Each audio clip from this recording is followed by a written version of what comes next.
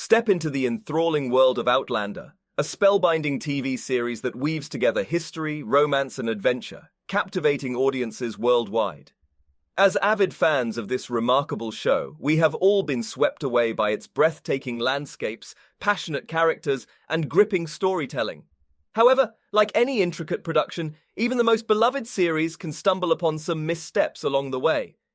In this captivating exploration, we delve into the heart of Outlander and uncover 13 surprising mistakes that are bound to leave true fans utterly speechless. From subtle continuity errors to historical inaccuracies, these unexpected blunders may just challenge your perception of this extraordinary saga. So, buckle up as we embark on this intriguing journey and unveil the secrets that lie within the world of Outlander, Jaimes' full name. Following her tumultuous journey through the ancient stones and becoming ensnared in the past, Claire's resilience, coupled with support from the Highlanders, has kept her alive. Yet the looming threat of Blackjack Randall's pursuit hangs over her.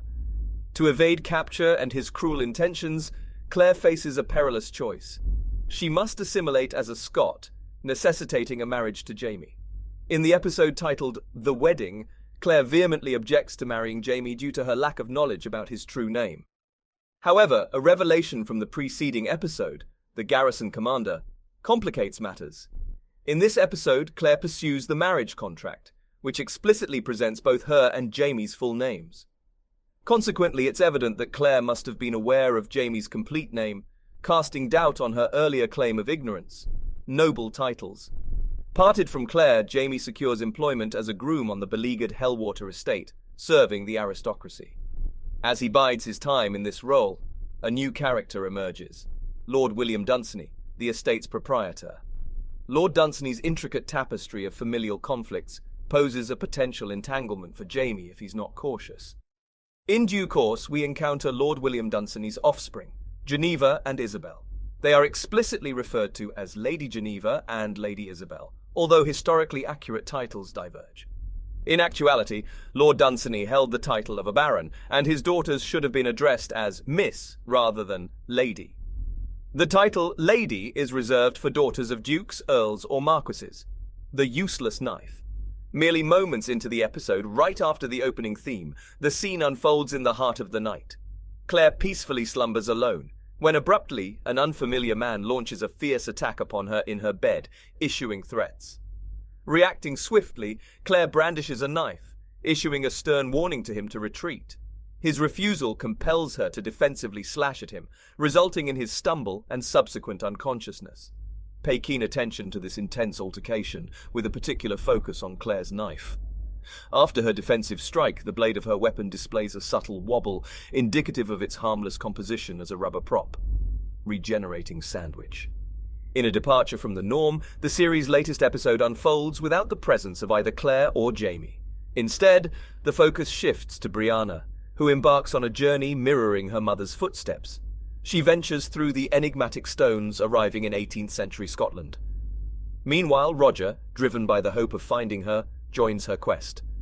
The episode commences with Brianna preparing a sandwich for her voyage, unmistakably slicing it into halves. However, a curious inconsistency arises when, later on, she unwraps the sandwich for consumption, finding it intact, clearly uncut. Perhaps Brie has encountered a touch of magic all her own. Inconsistent injury. Recapping the preceding episode, titled Wentworth Prison, Jaime found himself incarcerated, awaiting a fatal judgment at the hands of Blackjack Randall. Though Claire and the Highlanders devised a rescue scheme, their efforts proved tardy. Instead of meeting his end, Jaime is subjected to the merciless torments inflicted by Randall. This harrowing ordeal persists through the subsequent episode, To Ransom a Man's Soul, until Jaime is eventually extricated to safety. During this agonizing torture, one of the gruesome injuries Jaime sustains is the mutilation of his hand. The severity of this wound is undeniable. However, across various scenes, the portrayal of the injured hand oscillates from profoundly impaired to merely drenched in blood. This inconsistency likely arises due to the interchange between a prosthetic hand and the actor's real hand as needed, a detail that becomes noticeable when observed closely. Germany, Prussia. Here's a tidbit for history enthusiasts. In the series' third episode, Jaime escorts Claire to the Black Kirk, a location steeped in a sinister, even infernal reputation. It emerges that numerous individuals, primarily children, had unwittingly consumed the poisonous lily-of-the-valley plant, a non-native species in Scotland, causing widespread illness. Curious about the origins of the church's builders, Claire questions Jaime if the monks hailed from Germany. Puzzled, Jaime's confusion prompts Claire to specify Prussia. However, this distinction is historically inaccurate. While a unified Germany didn't materialize until the late 19th century, the term Germany was employed to denote the region during the time frame depicted in Outlander. Consequently, Jaime would indeed comprehend the country Claire was referencing, Jaimes Beard. Young Ian has vanished, triggering a frantic search by Claire and Jaime. Their quest leads them to Jamaica, where they confront not only the enigma surrounding Ian's disappearance, but also the schemes of Gailis and other individuals intent on realizing an enigmatic prophecy. Amidst this tumultuous backdrop, the episode inches closer to its culmination, marking the season's finale. Jaime and Claire find themselves aboard a vessel, Jaime poised to shave. While he trims his facial hair, he jests about his beard being a mere 4 days' growth. This observation raises eyebrows, given the light stubble he sports. As the hours unfold and Jaime and Claire wash ashore in the new world, a noticeable change occurs. Jaime's beard has remarkably grown longer. The transformative effects of seawater perhaps are at play here. The magical appearing cape. In the second-to-last episode of the most recent season, the narrative once again centers on Brianna, the offspring of Jaime and Claire. Still maintaining a charade of an engagement with Lord John, Bree receives news from him regarding Stephen Bonnet's apprehension. This revelation prompts her to urgently seek a final conversation with Bonnet before his impending execution. As Lord John's carriage departs, it's noticeable that Bree isn't wearing a cape as part of her attire. However, a short while later, as Bree and Lord John approach the jail where Bonnet is held captive, she suddenly dons a hooded cape in blue and black. This transformation is intriguing, considering she wasn't wearing the cape when she entered the carriage. The mystery of how the cape appeared becomes an enigma worth pondering. Witch trials. Following the conclusion of the previous episode, Claire and Gailis find themselves apprehended under the grave accusation of practicing witchcraft. Their confinement lands them in the thieves' hole, where they anticipate their impending trial and, unfortunately, the looming spectre of execution. A noteworthy point of reference is that the inaugural season of Outlander unfolds in the year 1743. This temporal context renders the impending trial peculiar, as the last recorded witch execution in Scotland dates back to 1707, a complete generation prior. Additionally, the last known witch trial occurred well before the year 1743.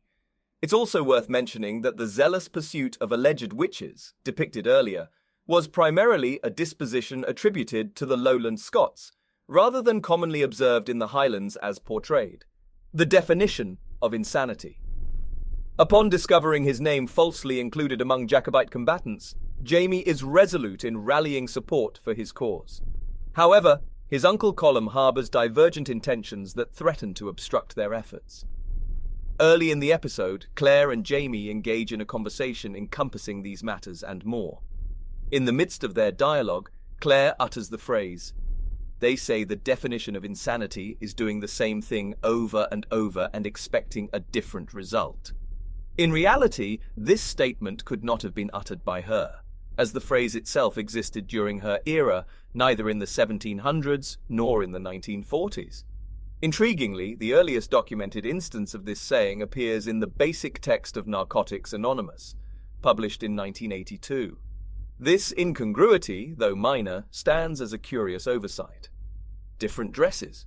What adds an exceptional sense of exhilaration to the inaugural episode of the Outlander series, surpassing all else, is the abrupt transition from the present-day, 1940s, to 1700 Scotland. In this compelling narrative shift, we intimately share Claire's emotions of fear, bewilderment, and awe as she grapples to survive in this unfamiliar realm. As she initially traverses the stones from the modern era, Claire dons a white dress featuring a belted design. This dress accentuates her bust and features a pearl button at the neckline. However, later on, as she flees from pursuing soldiers and tumbles down a hill, a subtle transformation occurs in the dress. The belt disappears, giving the garment a slightly more relaxed fit. Additionally, alterations in the neckline and other minor details manifest. How many moons? Jamie and Claire's vessel, the Artemis, at last arrives in Jamaica, bringing them a step closer to locating young Ian. During their time in the country, they learn about Giles' seer Margaret, who has made a prophecy regarding a future king of Scotland. In the seer's prediction, she mentions that it will take 1,200 moons for the new Scottish king to emerge. Giles clarifies that this duration equals 200 years, and goes on to reiterate that they must locate a 200-year-old infant. However, in reality, 1,200 moons correspond to slightly over 92 years, not 200. This inconsistency, if recognized, would render their search futile, as they would be targeting the wrong period entirely. Wrong Way River. Jamie and Claire make their way to America, encountering the beguiling yet deceitful pirate Stephen Bonnet during their journey. These initial interactions with Bonnet will reverberate with profound regrets and far-reaching consequences for a considerable duration. While traversing the country, the couple encounters the Cape Fear River, which they navigate using a boat. Conventionally, rivers flow from inland areas toward the coast. However, certain scenes depicting the boat on the river show it moving effortlessly downstream, contradicting the supposed direction of their journey inland. Realistically, the boat should be battling against the river's current, rendering this particular voyage implausible. So, that's all from today's video. If you enjoyed it, remember to leave a like, subscribe, and ring that bell icon so you never miss our upcoming videos. And don't forget to share your thoughts in the comments section. Stay tuned, and we will catch you in the next video.